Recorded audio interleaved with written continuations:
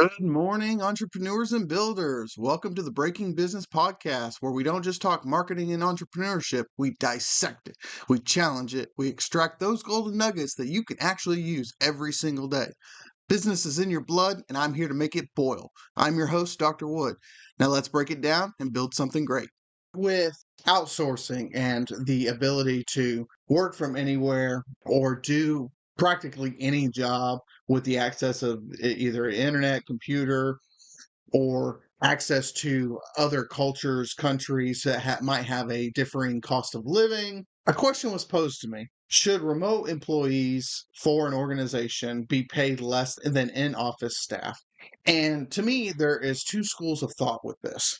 There's the idea of, well, if all of your remote employees are overseas, then the answer probably should be yes, because their cost of living is less and you can pad your margins as an organization and be more profitable in the long run.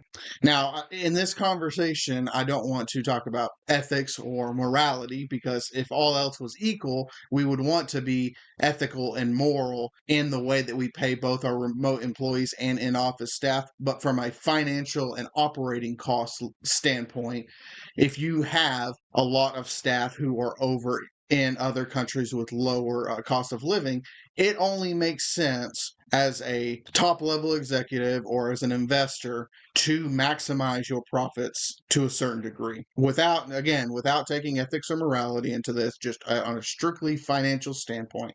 But the other school of thought is that of this doesn't come from your ability to pay them equal, but also the access to that employee in office versus outside of the office. So in the office, the manager has the ability to overlook their work, make sure they're not, messing around, making sure they're kind of like micromanaging, but more of passive micromanaging, where you understand that the employee took the time out of their day to come here and then to sit down and essentially do work. And there is the confidence in them doing work at their place of employment.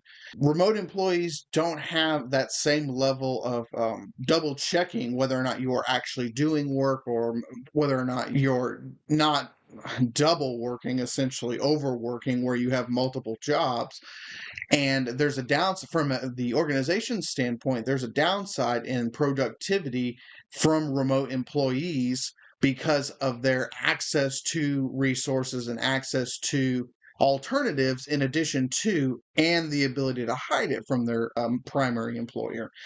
So if I, as an organization, said, okay, all of these things are in favor of the remote worker, to the degree of my own detriment in terms of productivity and in terms of ability to track and to follow, I would think I would need to hedge my bets against by reducing the amount of money versus an in staff. In staff, you also have to buy chairs, assets, office supplies, all that type of additional costs as well that go into it, which you would think that you would then subsidize it to some degree, but it's almost like a reinforcement tool where I am willing to pay more to you being in office because I'm already also paying this as a sunk cost. If it's being utilized, I can then write off this portion, whereas a remote worker, you don't have that ability and that taxable tax reduction system in place. Remote employees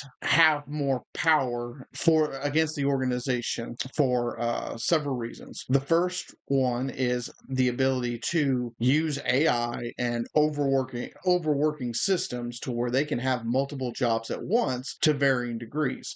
Another example of this is I am working for, let's say, Cisco, a computer company, and doing something for some amount of time, 40 hours a week.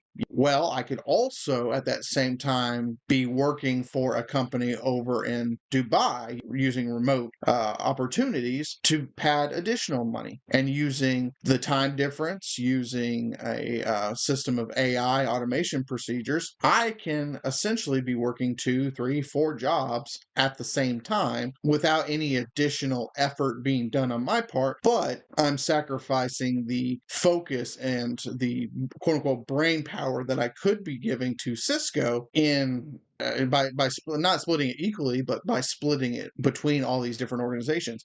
This hurts the organization's ability in productivity. So if they know, it doesn't matter. This is kind of like a blanket statement. If they know, and they're going to assume the worst, and then they're going to assume the worst in the majority of their employees based on certain data metrics, certain KPI models. If I, as an organization, look at that and say, okay, my average remote worker is 40% less productive because of insert all these things here, whether or not it's true or not, there's a baseline understanding that this is the norm of the market because insert all these, I guess, what was that, details or things, just not even nuances, but you get a general sense of understanding that your remote worker could be putting more effort into it based on the average of all remote workers or all in office staff, and you have that metric to compare it to. And why, as a leader, would I not reduce my pay to those remote workers? There is a downward spiral idea of it, though, because if you pay the remote workers less,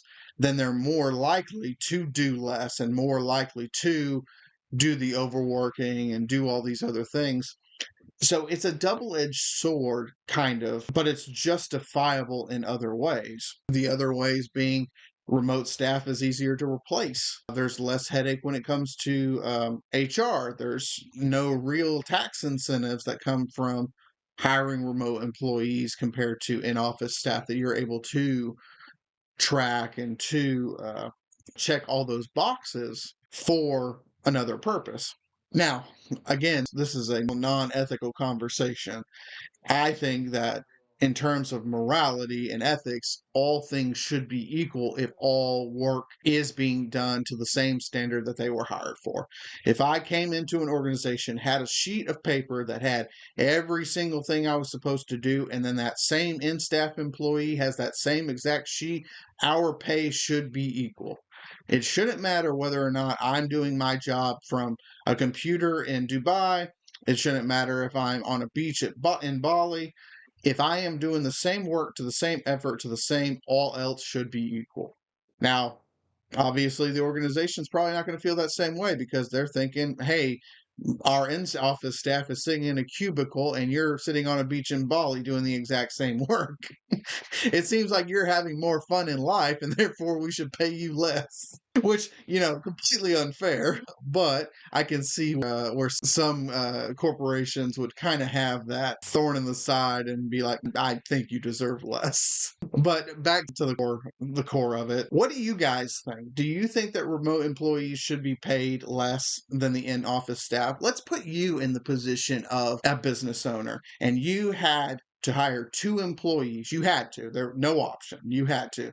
And you had to make sure one employee was remote, and you had to have one in staff.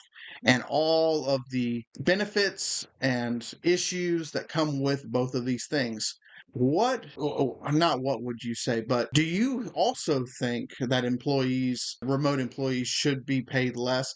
What is your justification for your answer? If you like this video, like and subscribe. If you would like to answer the question, please post it down below. I would love to hear, and I would like to read off some of these in the following video. And with that, let's move on to the next one. Alrighty, guys. I will see you in the next video. Bye.